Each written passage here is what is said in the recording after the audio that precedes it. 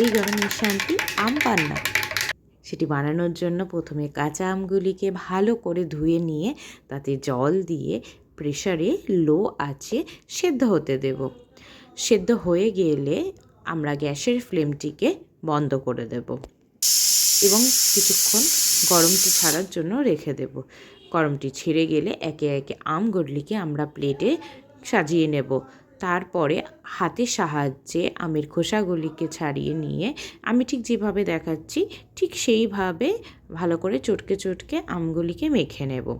তারপরে আমরা মিক্সিং জারে আম, পুদিনা পাতা, কাঁচা লঙ্কা, চিনি, ভাজা জিরের গুঁড়ো, এলাচ গুঁড়ো, গোলমরিচ গুঁড়ো, বিট লবণ দিয়ে ভালো করে পেস্ট করতে দেব।